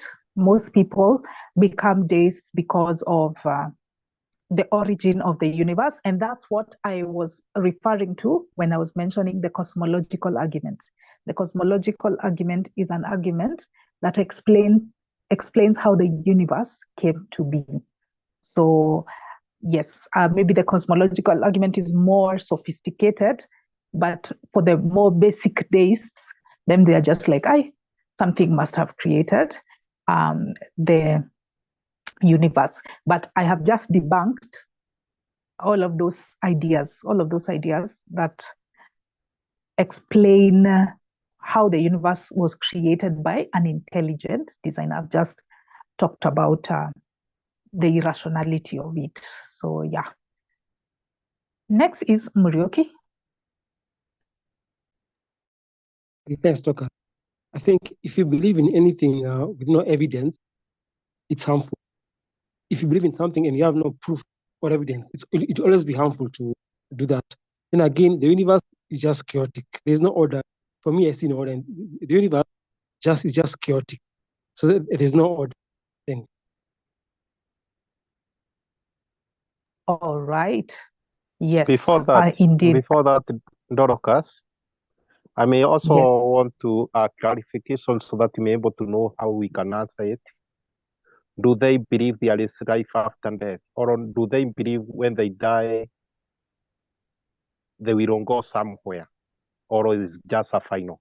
Because for me, if it's just a final, then it's not harmful. It's less harmful than the deist. So Stano has that question for us. Do we think deists believe in life after death? That's a question we can answer as we give our response on whether deism is harmless. Deve, you're next. Thanks, Dorcas. Anything or anyone that will believe anything without any proof or any facts, that person is a danger not just to themselves, but to the community, to where they are. Because guess what? That's how my brother Mackenzie gets followers. That's how a cult works. That's how political whipping works. And if these people, if your neighbor can be whipped to believe something, they're going to be burning witches somewhere there. They're going to be the judge and the jury to somebody in the neighborhood. It could be you. Therefore, they are not harmless. Anybody that will believe anything without any proof, without any thought out, without a thinking process, that person is just good for being in a cult, and that is dangerous. They are not harmless. Thank you. Yes, let us believe things for good reasons, not make believe. Next is Eugene. Thank you very much, Dorcas. To me, I wouldn't really say it's harmless or it's harmful. I think it's a matter of their own convenience. When how I take someone else's belief, it's not just in religion itself. It includes even their own coping mechanisms. For instance, I was keenly listening to Muriuki's input, and I very much agree with his input, where he says that, the universe is chaotic and all that. Yes, all of us can actually, or most of us can actually agree with that worldview. However, what we do as a means to cope towards it, now that's how we differ. For instance, someone somewhere, maybe they feel comfortable, just telling themselves that in as much as we have all this chaos going on, the universe seemingly looks and different and all that, perhaps there was a creator somewhere, or there is a creator somewhere. That's how those little lies they tell themselves to make themselves cope through the existential dread itself as we know it, because not everyone buys into the idea that life is meaningless. Even the fact that most people don't buy into that idea, already tells you that people have different coping mechanisms. Probably someone somewhere knows that, you know what, life does have a purpose, and that itself is their own belief, which differs, and it works for them for their own convenience. It makes them maybe even be functional. So for someone being a deist, I wouldn't really tell them that, it's harmful for you. I think that's all they have to cope towards this nonsense we call life or existence. So in as much as it looks absurd, it looks weird, it looks, laughable and all that, because yes, the idea of a creator, even to me, it looks funny because it doesn't make any sense. But for someone else, perhaps it protects them from, the existential dread, the hard truths of life and existence. So to me, it works for them. If it works for them, that's okay. As long as they don't impose the same on me. Now that's why we'll have problems. But according to me, I think you can believe in whatever bullshit, let me call it that, in whatever bullshit you want to, but as long as it doesn't infringe on someone else's beliefs or their rights, now that's where problem starts to come up. I think that's according to me, that is. Yeah, thank you. And also, let me respond to Pastor No's, I think, question where he talked if the deists have a belief in the afterlife. I haven't really come across any deist who has that sort of worldview. And in fact, just as I've said, you will actually realize that most deists actually agree with the scientific worldview up to a certain point. So that means most of them won't really buy into the idea of the afterlife, because if that creator doesn't involve itself with your life, why will there be any afterlife that you will enjoy with it? Because it doesn't care about you. So it doesn't even make sense for days to believe in an afterlife. They will be just like, just the secular worldview. Like when you die, that's it. But where they differ with you, it's now where they start talking about, a creator. Probably the Big Bang, there was something that created it, that triggered and all that. So that's where we differ. But afterlife, I haven't really come across. So I think it's safe to assume, but assuming again, it's dangerous. So I think you can verify, but I haven't come across any deist who has a worldview of an afterlife. It's only the theists who do that because their God cares about them. Yeah, thank you. That is Eugene's take. Thank you so much, Eugene. Morioki, go ahead. But before that, I heard some people saying that God does not intervene with our natural, but will judge us after death. I heard some deists claiming so. I don't think those are deists then, because a deistic God doesn't involve itself. It's not even interested in judging you. And it doesn't really it doesn't really care. It doesn't have a capacity to care about your deeds in this significant dart ball, because it created the entire universe. So it's like you're insignificant. It doesn't care about your plans, your sins, and all that. So the idea of it judging you already tells you that that's a red flag. That's really not a deist. Because their God doesn't involve itself with petty things like judgment. Like imagine judging one single being in this versus an entire universe. It doesn't really make any sense. The only God that will judge you now, that's a Christian God or other theistic God like Allah, the people who really care about you despite creating the whole universe. So it's really weird. Right. Yeah, I concur. I don't think that is a belief held by deists. That's usually theists. The moment he judges you for the life you've lived, he becomes an intervening deity. And that will make him a theist. He will no longer be a deist. So I believe those ones are bonoko. Deists bonoko wao. Yes, Morioki, you're next. Thanks, Dr.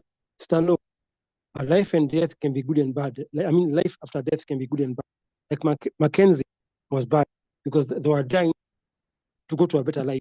But now again, I know somebody who lost her father, and she's okay because she believes she'll see him one day. So she's okay that the father died because she knows when she dies, she'll meet him. So life after death can be both good and bad. Thanks.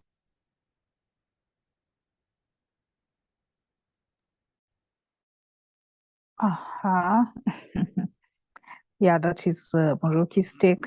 So let me give my position on whether I think it is harmless. So the question is Deism harmless? Not, is Deism as harmful as religion, as Deism? That was not the question. Because clearly we all agree that religion, that theism does a lot of harm. Because of that institutionalization of their beliefs, it does a lot of harm. That one we agree.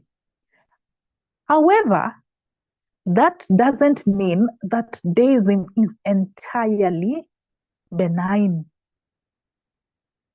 There are some effects that can come from holding such a position. And in fact, my call to deists is to truly scrutinize the reasons why they hold their position. And they will see, I think we've addressed most of them, and they will see that they're all irrational. There's no point to live your life based on irrational ideas.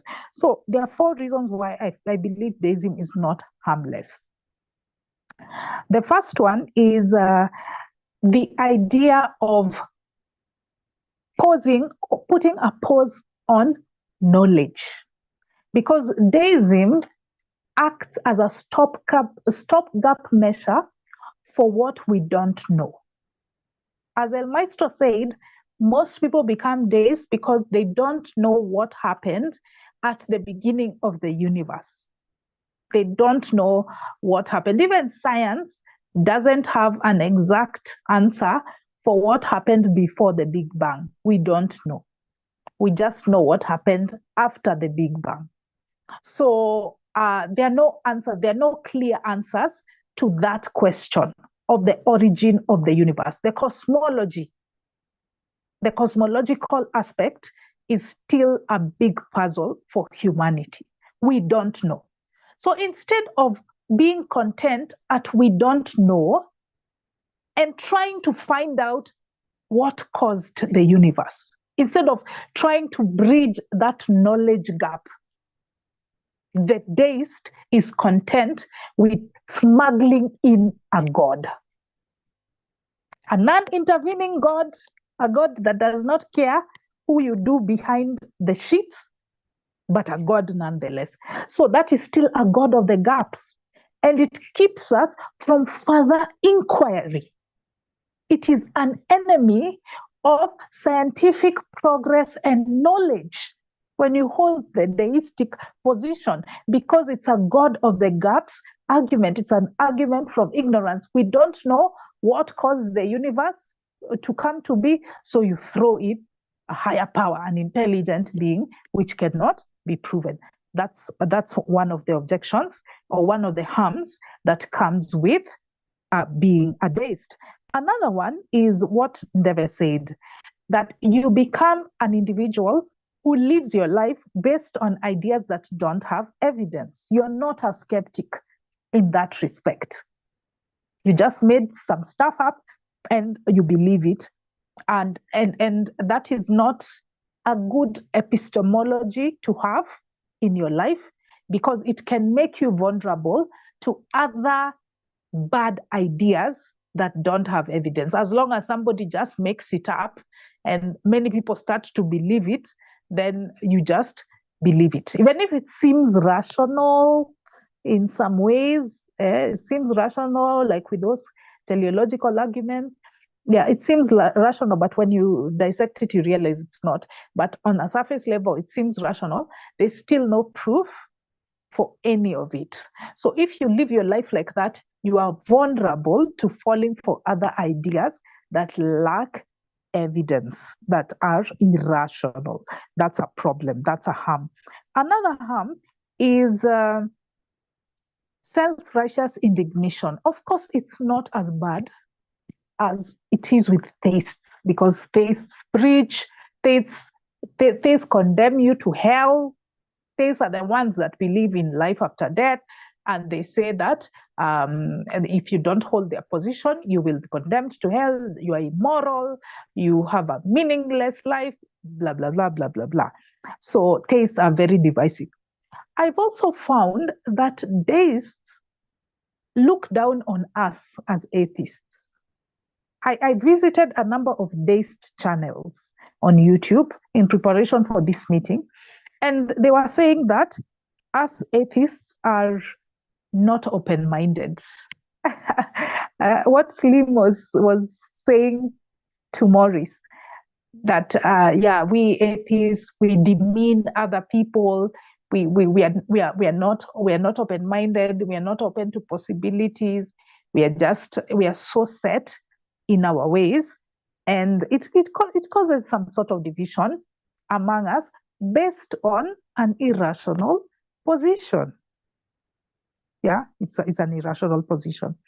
Lastly, I think Deism can also lead to the loss of autonomy. I hear this as aspect of a higher power in Alcoholics Anonymous meetings. You know, in Alcoholics Anonymous meetings, you're told the first thing you need to do is to accept that alcohol has a power over you, and then you're to surrender yourself to God or to a higher power if you believe in a higher power. And even the example of the friend that I gave, who told me that, yes, she believes in a higher power. She believes that there's somebody out there who knows what's going on, the master puppeteer. I think that attitude, especially in the context of Alcoholics Anonymous, and in fact, many people have objected to Alcoholics Anonymous because of this, is that it leads to a loss of autonomy or control, in that it makes people believe that they are not in charge of their lives, that someone else is in charge of their lives. In that context, for Alcoholics Anonymous, they usually say you need to surrender to the higher power. No, you should not surrender to any power that has not been proven to exist. You should take control of your life. So in that respect, I think it is not harmless. Of course, these harms are not as severe as the theists or the religious people, but they are harms nonetheless. Now, I don't know if anybody has a closing remark, any other thing to add? Do we have any other thing to add? What do we think of the discussion? And even some people have been so quiet. Juliana, ujasema kitu, at least ukohoe kidogo. Mary, if you could say something, that would be great on the discussion we've had today. That would be great. Is there any other person left in the meeting? Because they say something? No. So Juliana and Mary, maybe you can greet us, but Morioki's hand is up. Morioki. Lucas, I want to hear your opinion. Is that positive? The guys who say that when somebody dies, they're okay with it because they'll meet them. Is that positive? Your opinion? Because they don't care. They say, I'll meet you afterwards. So it's good. Is that positive? No, it's not. It's delusional. And it keeps people from doing all they need to do to strengthen the relationship that they have with somebody here, because they think in the back of their mind, I will meet them in the afterlife. You don't live your best life at this point when when you believe in an afterlife. So it's not a good thing. It's harmful. Believing in an afterlife, it's harmful. It's a deluded idea. No. Yes, I see Neve's hand is up. Before Juliana and Mary come up, I would say that idea of I will see you in the afterlife is kind of ridiculous, because so far we only know this life. We so many people, my grandmothers, died. I haven't seen them ever since, and I'm sure I'll never see them again. So since we've not seen anything, it's very tricky for somebody to tell me that I will see them in the afterlife, because nobody has ever come back and told us, hey, guess what? This is how it is. We don't know. We only believe. That belief. We have no we have nobody come back to tell us anything. So it's very tricky to have that kind of belief, and I can just assure you, make the best of what you are physical, and this is a physical life. Make the best of this physical life with your loved ones and the people in your community. Yeah, thank you. And David, they say it Yeah. helps them carry on. It helps them carry on with life. It helps them to move on. They think that it helps them to move on after death. How is that? I would really hate to be the one that takes somebody's crutches. I would really hate to be that person. But the crutches are just that. They are a temporary aid to make you repair, to help you repair something. You know what I mean by crutches? Ukivunjika mguu, the doctor hands you something to help you your limb while you are being repaired. But it's not a permanent, it is not, crutches are not supposed to be a permanent, they are not supposed to be a permanent thing with your life. You know what I mean? Yeah.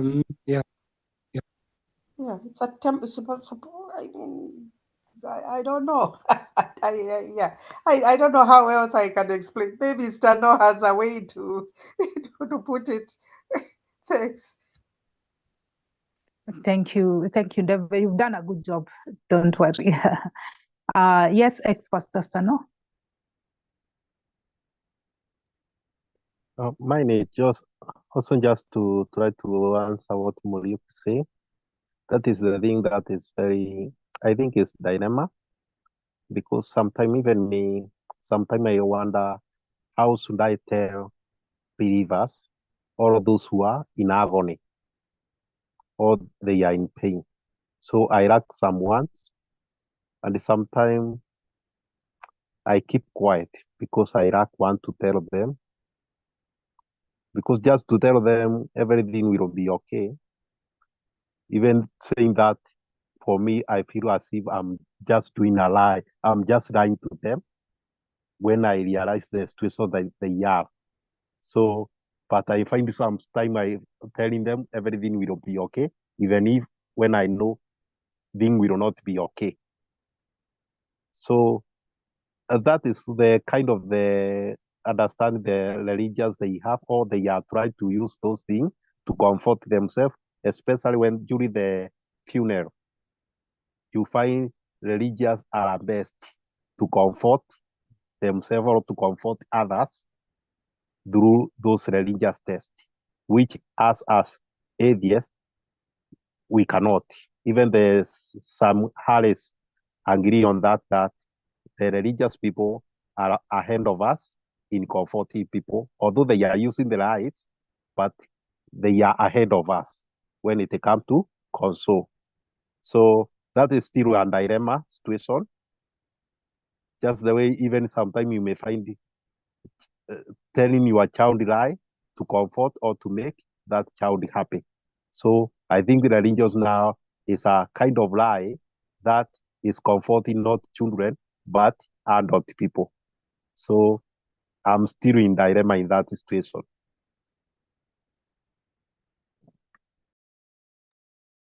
Thank you, Stano, for your honesty. For me, Morioki, what I would add is you're looking at it from one angle only, but there's also another angle. Yes, it can comfort them if they believe that their loved one will go to heaven. But you are not sure. You can't be sure that your loved one will go to heaven. Maybe there's a sin they committed before they died, and they were not right in their walk with God, and they can go to hell. Or maybe they were not saved. At the end of the day, they were not saved. And in fact, even the Bible itself says that nobody knows for sure whether their place in heaven is assured. So you still worry. They claim that, oh, it gives them comfort because I'll meet them again. But again, if they're not saved, you will not meet them again. And it will actually give you anxiety. It will give you anxiety.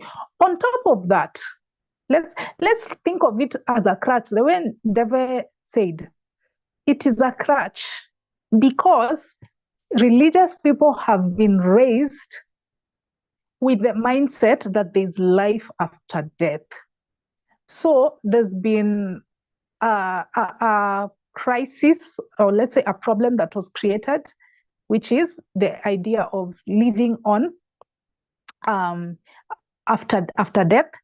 And so they created a problem and then they offered a solution. So the problem is that we are not immortal, we are mortal beings, and that's a problem for human beings. So the religious offered the solution, which is immortality. So when you grow up with that mindset, obviously it will be of comfort to you to know that you'll meet your loved one when they die. But if you grow up with the mindset that there's no life after death, it won't be a problem. You'll have prepared psychologically. Remember the video shoot we did about death, where we were talking about an atheist perspective on death. How do we cope with the death of a loved one? It was for us to be mentally prepared for someone to go.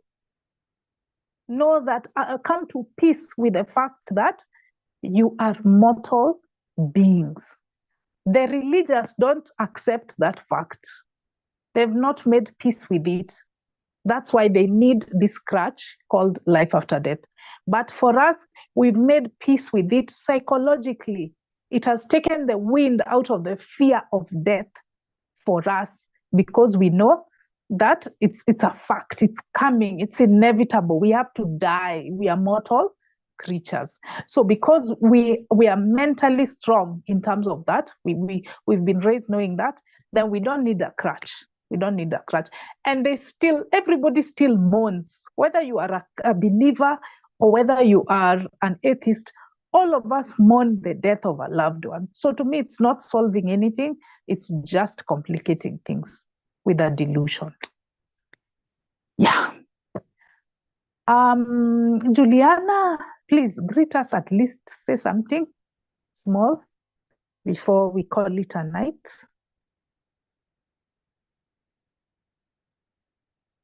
Juliana, are you there? Oh dear, it looks like maybe Juliana is not able to say something. Mary, are you able to say something? We've not heard from you. Hi, everyone. It's been wonderful listening to all of you. Today, I am learning. Tomorrow, perhaps I can voice my opinions on the subjects, but I'm grateful for this platform. Honestly, I've had a lot of learning today, so thank you. Wonderful. Thank you so much for making time to join us, Mary. So guys, I will see you in the next meeting next Friday. Oh, someone has raised their hand. Deve. Dorcas, Dorcas, I just wanted to say that it always puzzles me that the people that should be in a hurry to go to heaven are not.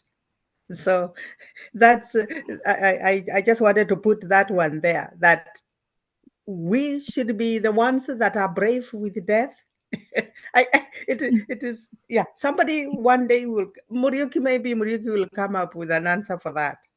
That atheists should be the ones that are ready to face death, and people that are going to see their God are not. Anyway, have a good evening. Good morning, everybody. Thank you. Thank you, everyone. Thank you for your contribution. Thank you, Eugene. Thank you, Ex-Pastor. Thank you, Maurice. Thank you, El Maestro. Thank you, Slim. And thank you, Morioki. Thank you, everybody who spoke during the meeting. I wish you a lovely morning, night, or afternoon, wherever you are in the world. We'll meet again next Friday. Bye.